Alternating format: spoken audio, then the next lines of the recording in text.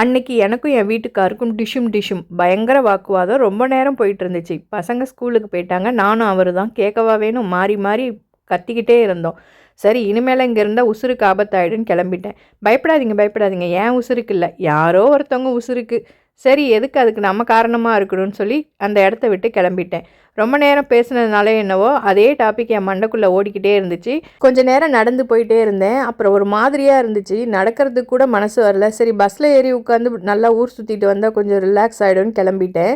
பஸ்ஸில் அன்றைக்கி சரியான கூட்டம். என் மண்டையில் அதே டாபிக் ஓடிக்கிட்டு இருந்ததுனால எனக்கு டிக்கெட் எடுக்கணுன்ற அறிவே இல்லாமல் இடம் கிடச்சிச்சின்னு போய் ஒரு இடமா பார்த்து உட்காந்துக்கிட்டேன்.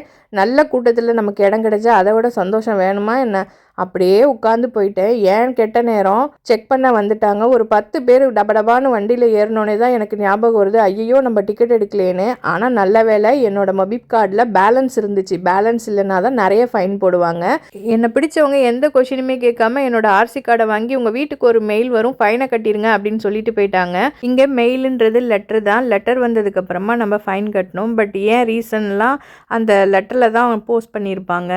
இந்த போஸ்ட்டில் 10 யூரோன்னு ஃபைன் போட்டு வச்சுருந்தாங்க. அப்புறம் என்ன, மறுபடியும் என் வீட்டுக்காருக்கே ஃபோன் பண்ணி அழுதுகிட்டே இந்த மாதிரி ஃபைன் போட்டுட்டாங்கன்னு சொன்னோன்னே சரி ஒன்றும் பிரச்சனை இல்லை பார்த்துக்கலாம் வீட்டுக்கு வா அப்படின்னு கூப்பிட்டாரு. வேறு வழியே இல்லாமல் மறுபடியும் இங்கே தான் வந்து நின்னேன்.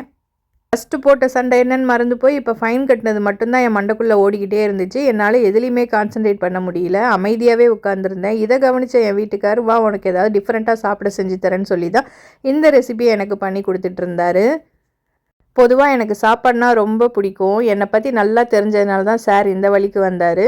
அதுவும் எனக்கு சைனீஸ் ஸ்டைலில் ஸ்டார்டர் ரொம்ப பிடிக்கும். பிரியாணினா மெயின் கோர்ஸாக நான் சாப்பிடுவேன். என்னை பற்றி நல்லா தெரிஞ்சதுனால தான் இதெல்லாம் எனக்கு பண்ணி கொடுத்து என்னை ஐஸ் வச்சிட்ருக்காரு. எங்கள் வீட்டில் எப்போவுமே ஃப்ரிட்ஜில் நான்வெஜ் ஸ்டோர் பண்ணி தான் இருக்கும், ஃப்ரீசரில் தான் வச்சுருப்போம். அதனால தான் தண்ணியில் வேக போட்டு இந்த மெத்தடில் இதை பண்ணி கொடுத்தாரு. ஹோப் இந்த வீடியோ பிடிச்சிருக்குன்னு நினைக்கிறேன். நாளைக்கு ஒரு வீடியோவில் பார்க்கலாம். பாய்.